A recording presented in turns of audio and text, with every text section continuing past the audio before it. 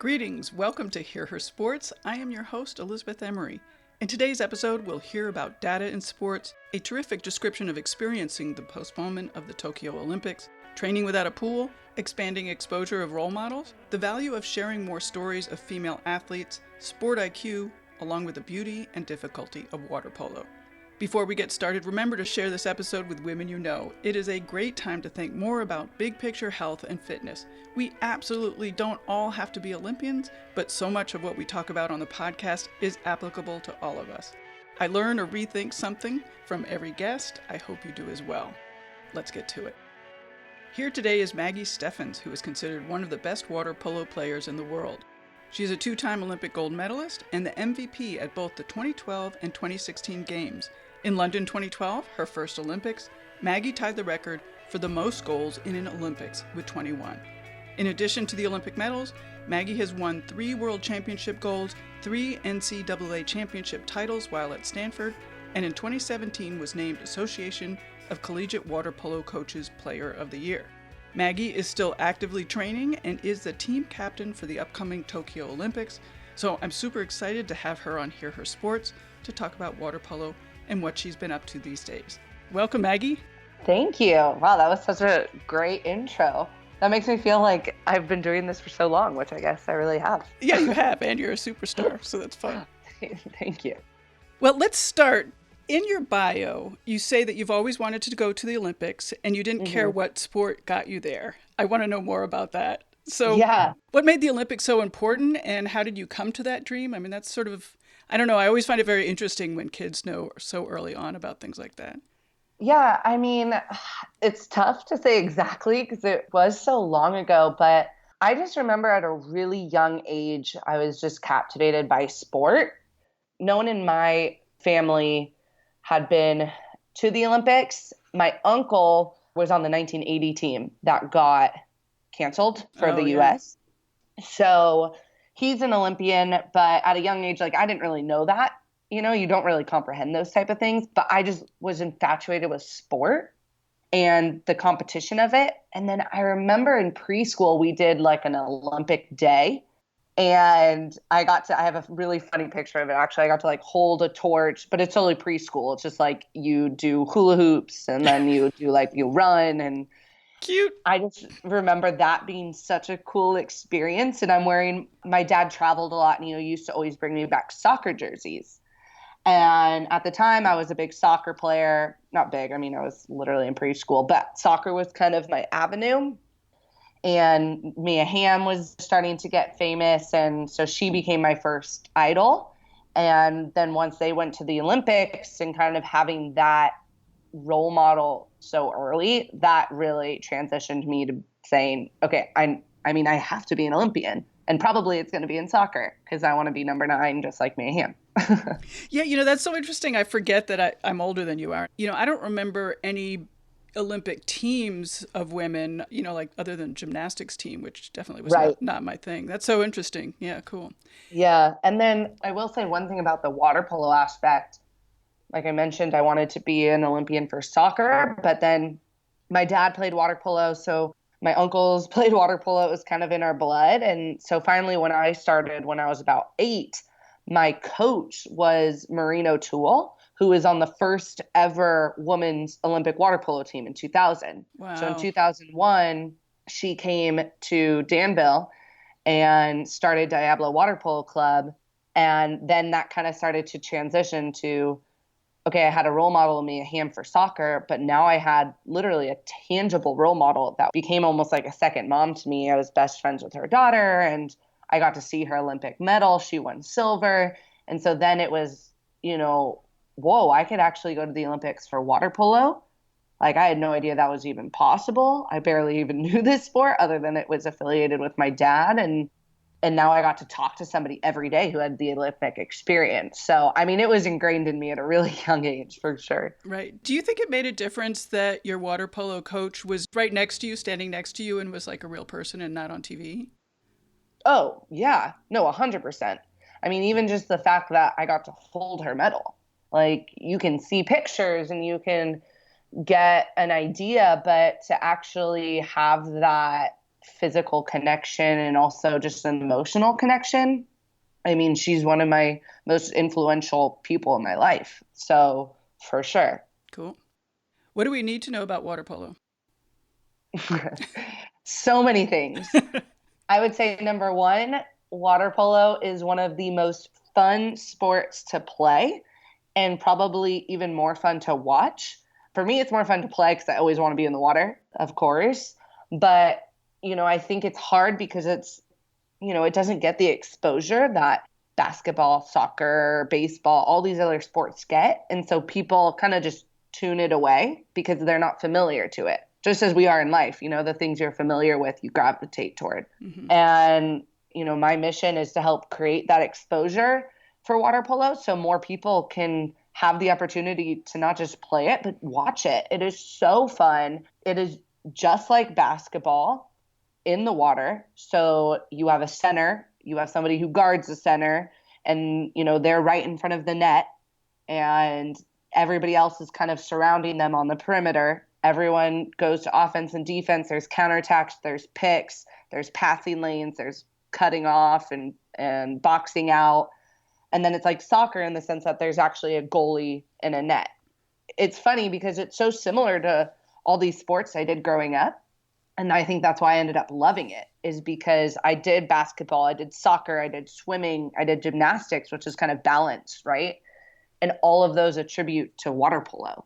That's something I always want to get across, is especially for kids who love water and are comfortable, just in that aquatic area. If you love basketball, watching it, playing it, if you love playing soccer, if you love doing gymnastics, dance, where there's creativity, if you're a hockey player, all of those are aspects of water polo. And so you should go out and try it because it'll take everything you love and put it into one sport. So that's definitely one thing that I want everyone to know. I just wish we had the exposure to share it more with the world. And it's so quick. It's so much faster than any sport out there. Like, you start and end watching a game under an hour, and it's all fast paced, Right. So it's really fun. I can't remember where I read this, but somewhere you said that it's hard to retain kids for water polo. Why is that? Yeah, I mean, it's definitely tough. My company right now, 6-8 Sports, which I co-founded with Tony Azevedo, who's a 5-time Olympian. Our mission is, we really want to help grow the sport of water polo, but mainly youth development. And so we're using data and analytics to help not only grow the sport, but retain these athletes. I mean, there's so many challenges in our sport, similar with swimming. The resources are tough. So even right now in quarantine, I don't have a pool, right, in my backyard. And so I can't really practice water polo other than doing physical activity on land and passing on land. But if you're a soccer player or football player or basketball player and a lot of other things, you could just go to, a nearby court or to your driveway or to a grassy field. So even when it's not a paid resource, we don't have as much of that accessibility, the necessity to have a pool, if that makes sense. Yeah. So retaining athletes in that way gets tough. And, that's honestly a big concern of mine during this time, is for anybody who's been a swimmer, when you're out of the water for a certain amount of time, to get back in is really difficult. It feels like you're in space. It's just such a new experience. So that's, I would say, the one thing is water polo, although there are ways around it, it's very true that our resources are tougher. Same with swimming. You can't just go around the corner and hop in a pool without a lifeguard, without maybe paying for it, Right. Whereas you can do that with other sports. And then 2 other things, a lack of role models. Let me reword that. The lack of exposure of role models. So like I said, growing up, I was a fan of Mia Hamm, Michael Jordan, Magic Johnson, even baseball players. I was a Giants fan. And so to me, it was like, that's the only avenue I can go, because those are the people that are on TV. Those are the ones that I'm seeing.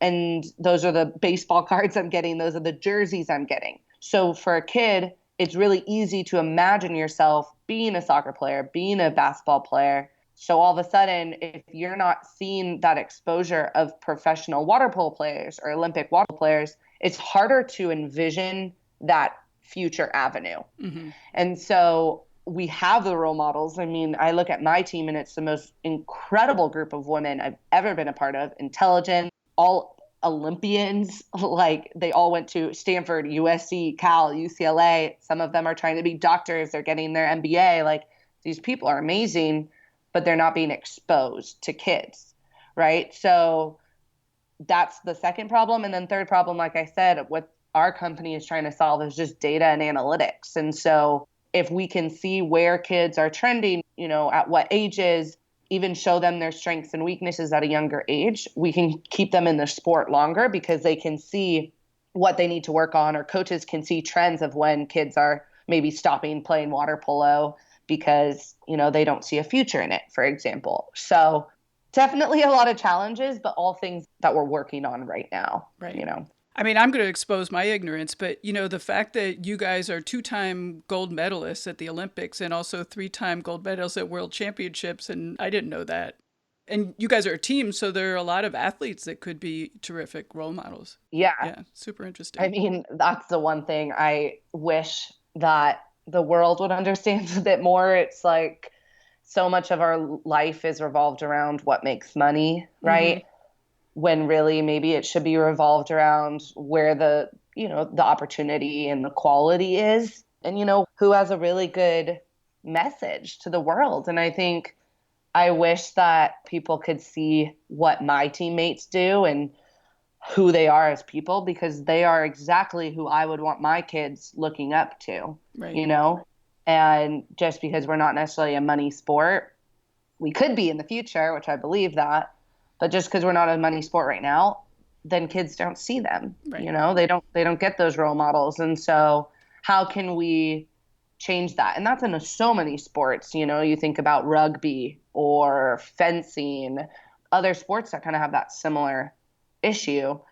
Field hockey, right? Like there's so many incredible role models out there that aren't in money sports, and so they're not getting exposed. But a lot of times those are the people that they're blue collar, they're super humble, like they are doing all of these other things on the side because they're not making money. Yeah. For sure. I mean, I look up to, Serena Williams, for example, like is amazing, right? So nothing against the role models we have now, but it's more of, can we add to it? Right, can we exactly. add more of those women? And I think that's so important. I'm a huge woman in sports advocate. I think we have great role models out there. I mean, the first people that came to my mind were like Alex Morgan and Serena Williams, and they are amazing.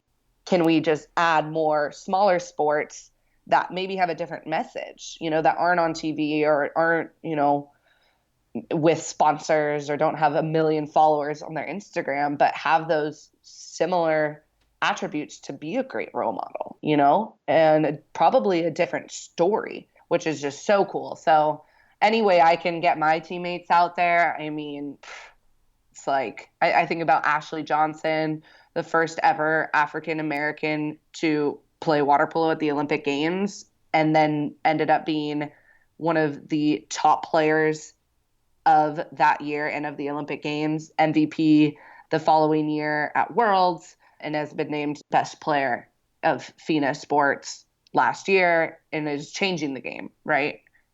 She's super cool. Do people know how many people know who she is, right? So can we just share their stories? This is just so important to me, for sure. Right. Talk a little bit about the data, because I think that's one thing that's really missing in women's sports is data and analytics. So talk a little bit about what you're doing and where that's going. Yeah, so with 6-8 Sports, we're trying to finally bring data and analytics to not just the sport of water polo, but all sports. It's important to us to start with water polo because that's where Tony and I have, that's where our knowledge and experience is. But we see that a lot of youth sports are lacking data, and that's even going into the federation. So, one easy, quick example, and I'll use my co-founder, Tony Azevedo, 5-time Olympian, probably one of the most well-known players of all time. I could not tell you how many games he's played. I couldn't tell you any percentages. I couldn't tell you, for example, if he was injured one year, was there something that led to it? All things that data could help. But then you look at, you turn on an NBA game and the most insignificant statistic is, up there. It's like, I'm a big Steph Curry fan. And it's like, oh, this is Steph Curry's 300th three-pointer on a Thursday game. And Right. it's like, what? And everyone knows that. And then everybody knows it. But then once again, it adds one entertainment. And that's what I was talking about with retaining athletes. So can we do what these other sports are doing with analytics and just statistical sharing to help retain athletes? It also teaches the sport. Being able to retain that data like we have now is an easy way for us to show, different age levels, where their strengths are. We actually have like there's the NFL Combine, and swimming, you have swim tests, but in water polo, you only have games. And so what Tony and I created was a 6-8 challenge, which is a series of 7 different skill challenges. And using that data, we're able to tell them strengths and weaknesses. And then as a whole, we can look at what girls are more or less stronger or weaker in versus boys, what different age groups are. And then also, if you're from Texas versus California, where your strengths and weaknesses lie, and which is so cool, right? And that's one way we can help grow the sport. And we can do that in all sports. It's just funny to me that you look at TV and all of these statistics are up there, but for some reason in other sports, I mean, I couldn't tell you how many games I've played. I couldn't tell you how many games I've won. I could tell you how many medals I've won, maybe, but I would have to look it up. Like I'd probably look at Wikipedia or something, which is so silly. And so we're trying to help solve that problem and just get all of every game, every statistic of every athlete, officially into a profile that kid can now have for the rest of their life, which they could use for recruiting purposes, for just self-improvement. Coaches can use, federations can use. So we're pretty excited about it. Definitely a lot of work, but we've used some ideas from other sports to see how we can make it better for sure. One of the arguments I've heard about why women's sports don't have more analytics and more data is that it's expensive. Have you found that? It's tough. I mean, it's definitely expensive. We created a startup, and anybody who's an entrepreneur knows that that's a difficult, not cheap route, but it's a passionate route. So I wouldn't say it's the cheapest thing, but it's not expensive. It's doable. It's 100% doable. And I think that there's a lot of qualities to it that could be added to the women's game for sure. I think the tough thing, at least for water polo, is we're in water. And so having that water element with maybe tracking, if you're tracking a ball or tracking a body, that makes it really difficult. Just knowing that you could be how are you putting electronics in water, right. Or how are you creating that data interface in water? So that's a bit of a tougher avenue on the water polo or swimming side, if that makes sense. But I mean, if you look at other sports, it's expensive in a sense, but so are, nice cleats or right. television time or all these things. So it's doable. It's just, do you want it? Right, or do you think it's important? Which I do. Right.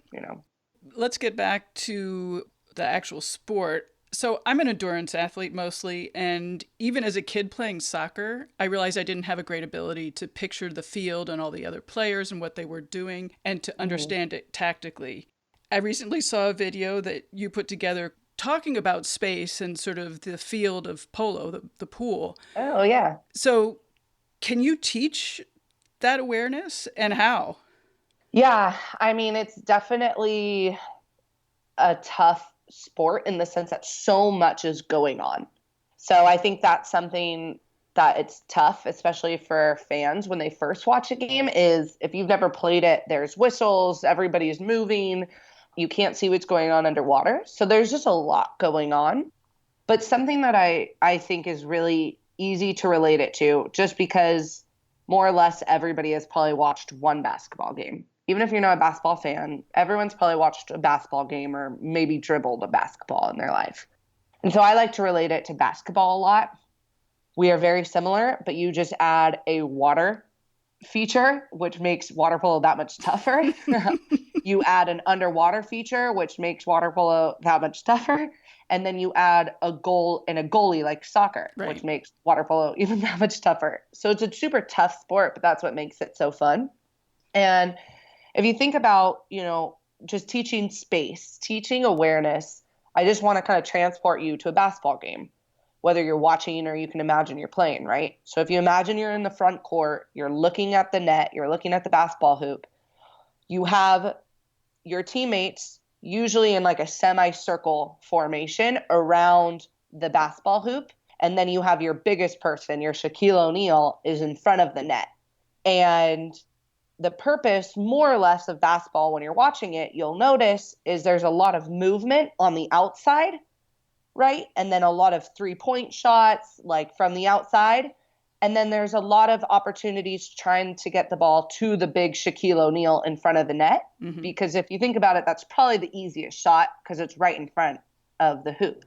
So now take that concept, add an extra player on that perimeter in that semicircle, put it in water, put it in a swim pool, and instead of having a basketball hoop, put a soccer goal with a goalie in it.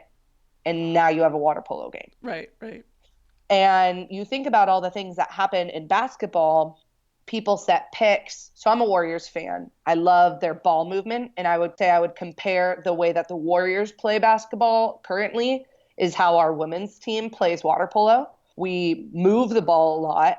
We share the ball. We run a lot of picks to open up people. We have really good players who can shoot the three-pointers or shoot from far out. And then we have the really dynamic, explosive players that can kind of get to the hoop or, for us, score the goal, in our cage. Mm-hmm. So in terms of spatial awareness, being able to see the different passing lanes and where is the empty space and filling it, much as you would do in a basketball game, or as you would watch a basketball game, is really similar to water polo. I don't know if that makes sense at all. I hope that picture kind of helped translate what might happen in a water polo game. Yeah.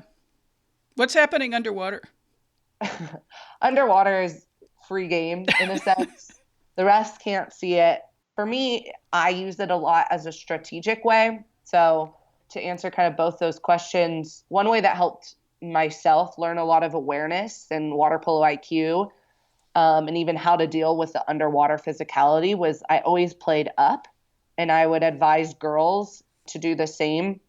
And I always played against boys at a young age. So when I was 10 or 11 or 12, I was always playing against boys, either my same age or older, or playing against girls who were older than me. Right. And so this allowed me at a very young age to learn, okay, I'm playing against this guy who is bigger than me, better than me, smarter than me, stronger than me, which is really intimidating. But how can I play against him as many times as possible so at some point I have figured out my own strength to beat somebody who is better, stronger, smarter, longer, all of these qualities. And to me, that was awareness and water polo IQ. Can my intelligence be better than theirs? If so, then I can almost manipulate their body, right? You think about water, anybody, it doesn't matter how big you are, how heavy you are, how skinny you are, how long or how short. It does not matter. Any size can be a great water polo player. Any size, any color, any ethnicity, does not matter. That is one thing that is so different in water polo than most other sports, is it really doesn't matter. I could play against somebody who's 100 more pounds than me and a foot taller, and we could technically both be Olympians, right? It does not matter. And so for me, I learned at a young age by playing up how to manipulate more or less by using the underwater, physicality of, okay, if I pull their wrist here, now their balance is off and now I can move forward. Or can I, get better positioning? You think about boxing. I'm referring to basketball a lot because most people understand basketball. Right. But if I'm a small player and I box out against a huge Shaquille O'Neal, but I have better position than Shaquille O'Neal because I did a good box out, now I have the advantage with the ball, right? I can get the rebound and I won that fight. But Shaquille O'Neal is, 300 times bigger than me. Right, right. And so I learned that really young, that it doesn't matter. And if you can develop that IQ, if you can develop that awareness and realize it's a game of positioning then, you know, you're able to teach yourself that at a young age and use underwater, for example. It's really tough. There's lots of grabbing of the suit, kicking. Some people are dirtier. We use the word dirty a lot. Like that would mean that you're for no reason kind of pulling on somebody or hitting somebody underwater. Right. Whereas I like to play a strategic underwater game, which is how can I get their hips off balance so that I can win this battle? Or how can I box them out using kind of my leg underwater so that I have better position to the ball? I love If that that. makes sense. Yeah, I love that. It's so cool that you're using balance. That's really interesting. That's a huge part of the game. Like if you don't have a balance in the water, I mean, that's what we teach at 6-8 Sports and all of our fundamental drills. It's honestly all about balance. It's crazy. Very cool. Well, I do want to talk about the pandemic. And you're the first athlete on the podcast who has definite equipment needs and team needs, like you mentioned, for your sport. So what's training been like these past weeks? Yeah, I mean, if anybody is in the Long Beach area and has their own personal pool and wants to let me swim in it, please let me know. I will happily, return the favor. In, if your kid does sports, I'm happy to help or tutor or whatever. So yeah, none of us have pools, so that's been really difficult. And the beaches are closed, so we can't really swim there. Plus it's freezing. I did get a wetsuit from Tier, and we have a bay here in Long Beach. And so I got in there the other day, and I'm going to try to swim in there. But no playing water polo. Our team hasn't been together since this all started, so about over a month ago. Yeah. And we're doing a lot of dry land stuff, so we still get workouts sent from our strength coach. So doing lifting at home, just kind of using the resources we have and just trying to stay active with, your shoulders and your core and your hips are so important in water polo. Like when you get back, try and think about baseball. If you were to go back to a baseball practice and throw a pitch without doing any shoulder mobility for a month, your shoulder would fall off. And that's the same in water polo. So really focusing on stuff like that. And then I've been doing a lot of running and biking because, if you do one water polo practice, you are burning so many calories. Your heart rate is high at all times. It's an endurance sport and it's a, explosive sprint sport. So you're getting so many different types of workouts in one. And that's really hard to mimic on land. So I'm okay at running and biking, but gotten better over this past month. So just trying to do a lot of stuff, for cardio and heart rate. And yeah, just miss my teammates. Water polo is a very family focused, community focused sport. And so to not have your teammates around is definitely tough, but we stay connected in other types of ways through Zoom or sending each other fun workouts to do, stuff like that. So that's kind of what it's been like for us. It's, we're just trying to stay motivated each day, and we miss the chlorine. I think that's really hard. It's funny. I kind of watch other athletes and try to be inspired by other athletes. I follow a ton of different women, for example, on Instagram. I get really jealous because some of them who are land athletes, they can go in their backyard or their front yard and still do a lot of the skills and drills needed. And so definitely jealous of that. And so we've tried to get really creative with my company. For example, 6-8 Sports, we've sent out over 100 videos of water polo skills you can do on land. Oh, wow. We can help kids stay motivated and kind of playing water polo on land. But when you don't have the water, that makes it definitely really tough. Right. Do you have any weaknesses or injuries that you're able to address now that basic pool practice is in hiatus? For sure. Yeah. I mean, I have had shoulder problems for a while. Luckily, I've not had to get surgery. And so right now, that's a great time for me to focus on shoulder strength and stability. And I think that's so important right now to use this time to focus on weaknesses and turn them into a strength, or even turn a health injury or health problem into a strength. Mm-hmm. So I've been really focusing on that, as well as kind of wrist control, which is a huge part of, your shot and passing. And so I would say those are the two main things: shoulders and hips, just making sure that I'm getting them stronger during this time and making sure they're as stable as possible for when we are able to go back. And then focusing on other things that maybe aren't an injury, but I've needed to develop, whether it's my wrist or just getting stronger legs or even just, cardio, stuff like that. So that's been kind of fun, and we have the time to do it. So why not? Right, right. I mean, you guys, and along with a lot of other athletes, we're basically getting ready for Tokyo. I mean, months Yeah. away. So Yeah. what does that prep feel like now? I mean, what's your thought about Tokyo right now and Yeah. getting ready for that?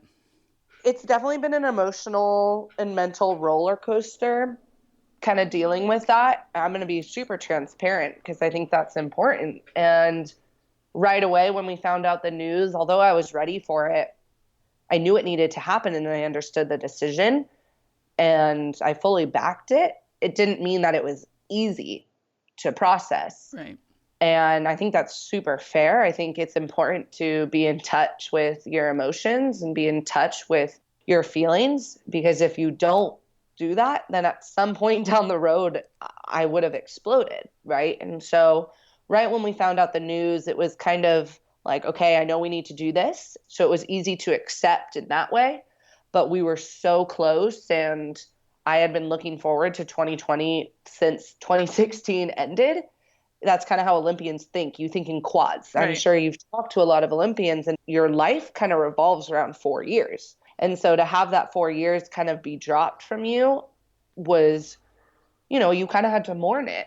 As much as it'll still hopefully happen in the future, you kind of had to mourn the loss of those games happening. And now, I see it so differently because I had the time to process my emotions and kind of let them hit. Whereas now I see these Olympic Games as being probably one of the most powerful opportunities to showcase inspiration and resilience within our world and as a country. And I think it'll be an amazing display of world peace and a world community. And honestly, I'm really excited to hopefully be a part of that. But right now, do I need to be where my mind and body were in February when I thought the Olympics were in 4 months? No, right? Because now it's almost like we're restarting this process knowing that the Olympics are over a year away. And so it's almost like, can you take a bit of a mental hiatus? Because I'm sure you've talked to a lot of Olympians, or even if you're preparing for, a professional sport or the NBA finals or NCAA finals, the Olympics, you live and breathe and eat and think the Olympics every second of your life, every second.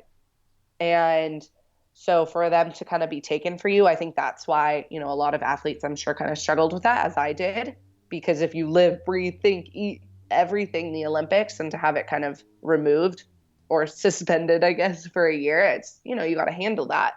So now it's a year away. And so now my focus has changed from February thinking, wow, the Olympics are in 4 months. We really need to be at our top shape strategically. We need to be scouting other teams. We're thinking about other teams. We're thinking about plays we're going to do at the Olympics, really high competition, high pressure. Every practice is super intense, right? So that you're ready for the Olympics. Now it's, okay, we're at a different phase. Now it's kind of, how can I keep my body strong? How can I keep my mind healthy and strong during this time period, even emotionally as well? I think all three of those factors are super important, so that when we return, I'm ready, to get back in the pool and be the Olympic trainee at this moment. Not necessarily I'm prepping for the intensity and strategicness of the Olympic Games. Now it's more back to the physicality, fitness, mental fitness, and just like connecting with your teammates, if that makes sense. We're no longer in the last phase of training before an Olympic Games. We're almost back at the beginning phase of training in a sense. Right, right. That's so interesting. So what have you learned in the last months? Oh, so much. I think a lot of us have learned just a lot about ourselves, and I think that's great. We have the time now to be, hopefully everybody in the world, has a second each day to just get in tune with who you are and who you want to be. And I think that's such a cool experience that we're having right now. I would say worldwide, what I'm learning is, how amazing people can be when we work together. And that's been such a inspiring thing for me to see just from my own home, to see how this isn't something that people in one place are doing, or one state or country are doing, or even one like economic placement is doing, right? It's the entire world. And so that has been a really cool thing to witness is, wow, everybody can put aside their differences and kind of be all on the same team. And that's just a reminder to me of how important teamwork is. That's one of my most valuable values that I live by is teamwork. And so that's been something that's really cool to learn just on a worldwide perspective. And even just hopefully the world is learning as well as a positive, outlook on this is how beautiful the world is right now. And can we take some of the things that we have to do because of this unfortunate pandemic into our lives once we hopefully are out of this to keep the world beautiful and healthy? I think it's really cool. And then, just in terms of my own self, hopefully everybody is learning new tricks and trades that maybe they had forgotten. I'm cooking a lot again. I've gotten really into that after I lived in Spain, and I've had a lot of enjoyment in cooking and kind of doing things like I did when I was younger, just getting really creative and getting in touch with my creative side, and just trying to be really grateful every day is really important to me. And just how much I miss my teammates in water polo, it just makes you appreciate all the things you have. So I would say those things for sure. Oh, those are nice. You touched on a topic I wanted to talk about is nutrition. What's your nutrition been like, and in general, what's it like? Yeah, we have nutritionists for our team that are from the USOPC, and they're great. I mean, I've been working with her since 2010, and so she knows me and my body really well. So I talk with her a good amount, but I definitely think cooking helps with nutrition because you're able to see what you're putting in your body. It's not just assuming. It helps you learn too. Like you look at recipes, you're like, wow, there's that much in this. Like, do I need that? And so that's been something that I utilize cooking for a lot, as well as that creative aspect. Right. And then just, for example, I lifted this morning at my house, not with big weights because I don't have big weights, but I have some dumbbells and a med ball here, and just making sure to keep my routine. So after I lift, can I have protein to retain my muscle? Or if tomorrow I try to go for a big swim in the bay and I do a big run and I do all these cardio things, can I make sure I'm having carbs the night before, the right amount, to make sure I have the energy to get through those in a strong state, right? So really still thinking about how I would eat and what I would eat during a training period, whether I was at the pool for 6.5 hours.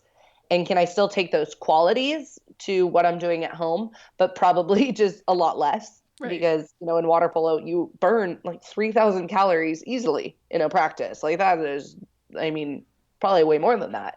And at home, it's like, that's hard to do in a day without swimming. It's insane. So your intake is less because your output is less. So making sure to think about that as well is important. Right. Before we wrap up, do you have any advice or thoughts for kids, young athletes that you'd like to share? Yeah, I always have tons of advice just because, for example, my dad was telling me this the other day. I just did a conference for 6-8 Sports, and it was our first one, so we were really excited about feedback, and I love feedback. I'm an athlete, so I need feedback in order to get better. And he gave me this really good quote that I think it would be really great for kids to hear. Is the biggest room in your house. When you think about that, your house is your body, right? The way you treat your body, that's your house. That's where you live, right? So the biggest room in your house is room for improvement. And I loved that. I was like, that is so true. And that's such an important way to look at every day. And I think during this quarantine time, can you think about the biggest room in your house being room for improvement? And if you have that, then every day you have a purpose. And to me, purpose is such an important value you need in life because it helps you get through the tough times and it makes you enjoy the great times even more. And so having that sense of, okay, today the biggest room in my house is room for improvement. Now I have purpose. Now I have a goal And now I'm improving myself. And so every day you're going to get better. Every day, you're going to see that improvement. So that would be my biggest advice, especially during this time in quarantine. And then outside of that, this is just something I always say. It's a very Maggie thing to say. All my teammates know this about me, but don't be shy of your dreams and don't be shy of wanting to be great. I think it's such an important thing at a young age to have a big goal or have a big vision and have small goals to get there. You can't think about the big one at all times, but don't be afraid of greatness because you can do it. It can happen. You might have different avenues along the way, but, don't be shy of dreaming big and wanting to make that happen. That's luckily how I've, gotten to where I am today. And there's tons of other values that you have to live by in order to make them happen. But I think the first thing is acknowledging, who you want to be and not being shy of that and knowing that's okay. I'm so glad I asked. Those are awesome. Good. Yeah, of course. Well, thank you so much. I really appreciate it. Yeah, thanks for taking the time. Yeah, of course. Thank you. Yeah. Bye-bye. Right. Bye. And that's it for this week's show. Thank you so much for listening. At hearhersports.com, in Maggie's show notes, find an International Swimming Hall of Fame inductee video for Maureen O'Toole with old-timey images and a quick history of women's water polo. There are also links to the 6'8 Sports Dryland Skills and Maggie's webinar on water polo IQ. Sign up for our newsletter at hearhersports.com and follow us on Instagram, Twitter, and Facebook at hearhersports. Our design is by Agnes Studio and music by the band Goldmines. It's still important to keep up with social distancing, stay strong. Until next time, bye-bye.